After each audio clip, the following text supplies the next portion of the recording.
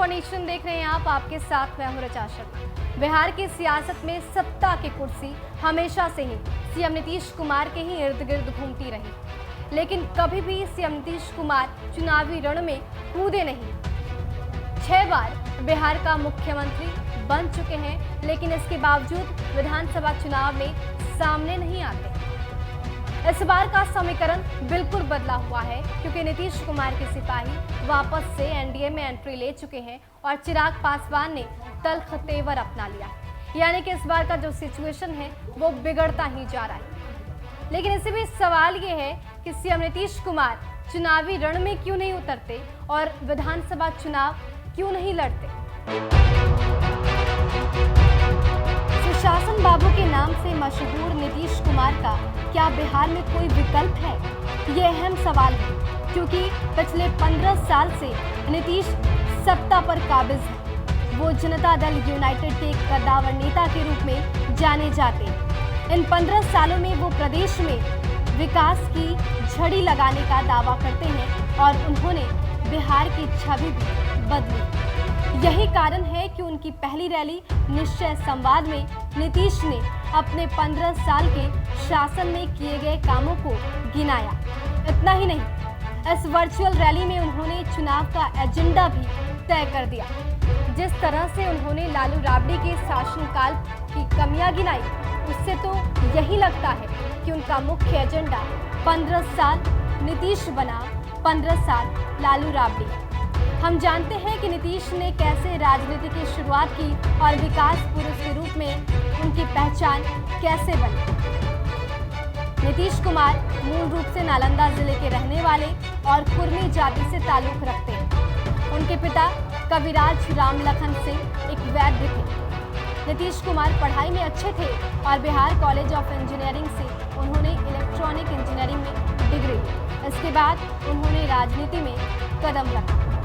जयप्रकाश नारायण, राम मनोहर लोहिया और कर्पूरी ठाकुर जैसे दिग्गज नेताओं के साथ उन्होंने शुरुआती राजनीति की। फिर 1977 में जेपी आंदोलन में नीतीश ने सक्रिय भूमिका निभाई। नीतीश के समकालीन रहे आरजेडी के लालू यादव और बीजेपी के सुशील कुमार मोदी भी उसी समय जेपी आंदोलन में कूदे थे। बाद में नीतीश 1977 में जनता पार्टी में शामिल हो गए।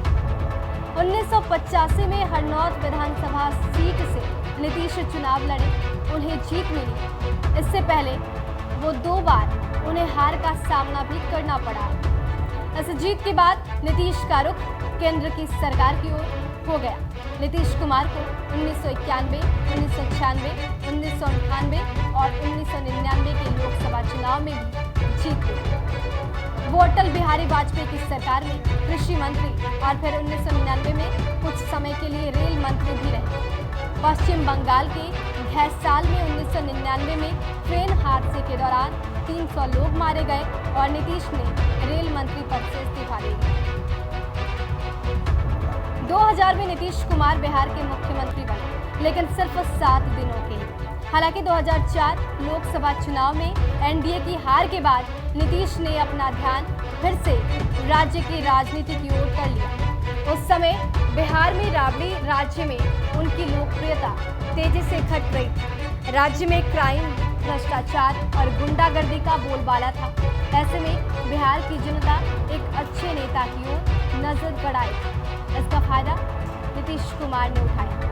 30 मार्च 2000 से 10 मार्च 2000 तक बिहार के 29वें मुख्यमंत्री, 24 नवंबर 2005 से 24 नवंबर 2010 बिहार के 31वें मुख्यमंत्री, 25 नवंबर 2010 से 19 मई 2014 बिहार के 32वें मुख्यमंत्री, 22 फरवरी 2015 से 19 नवंबर 2015 बिहार के 34वें मुख्यमंत्री, 20 नवंबर 2015 से 26 जुलाई 2017 बिहार के 35वें मुख्यमंत्री, 27 जुलाई 2010 से अब तक बिहार के 36वें मुख्यमंत्री।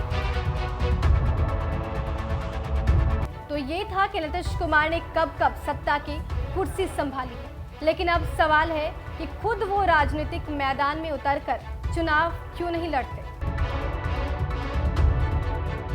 विकास पुरुष के रूप में नीतीश कुमार जाने जाते हैं। कहा जाता है कि उन्होंने बिहार की छवि बदल डाली। इतने जनाधार वाले नेता होने के बावजूद नीतीश क्यों नहीं लड़ते चुनाव? नीतीश कुमार ने आखिरी चुनाव 2004 में लड़ा था। 2004 के लोकसभा चुनाव में नीतीश ने 2 जगह नालंदा और बाढ़ से चुनाव लड़ा। वो लगातार बाढ़ से जीतते रहे थे, लेकिन 2004 के चुनाव में उन्हें बाढ़ से कुछ स्थिति डवाडोल नजर आ रही थी। इसलिए उन्हें गृह जिला नालंदा की याद आई और उन्होंने जॉर्ज फर्नांडिस को मुजफ्फरपुर से चुनाव लड़वाया और खुद नालंदा से चुनाव मैदान में उतर पड़े। नीतीश की आशंका सच साबित हुई और बाढ़ से नीतीश को राजद के विजय कृष्ण से सबसे बड़ी हार का सामना करना पड़ा। हालांकि नालंदा से वो जीत गए, लेकिन कहा जाता है कि इस हार से नीतीश को गहरा सदमा लगा। बाढ़ लोकसभा के बख्तियारपुर से उनका गहरा नाता रहा है, वो वहीं पले बढ़े हैं। 2005 में बिहार का मुख्यमंत्री बनने के बाद उन्होंने सांसदी से इस्तीफा दे दिया और विधान परिषद का सदस्य बने। 2006 में नीतीश बिहार विधान परिषद के सदस्य बने और तब से अब तक विधान परिषद के सदस्य ही हैं। सिर्फ नीतीश कुमार नहीं, बल्कि सुशील कुमार मोदी भी कुछ ऐसे ही। वो भी अभी विधान परिषद के सदस्य हैं, लेकिन कभी भी चुनावी मैदान में नहीं उतरे। हालांकि नीतीश कुमार के चुनावी मैदान में नहीं उतरने के पीछे की वजह वो हार बताई जाती है, जब वो खुद बख्तियारपुर से हारे थे, जिसके बाद से सीएम नीतीश कुमार की उम्मीद टूट गई और वही वजह है कि अब तक सीएम नीतीश चुनावी मैदान में उतरे ही नहीं। फिलहाल के लिए इतना ही। बने रहे हमारे साथ और देखते रहे न्यूज़ फॉर नेशन। नमस्कार।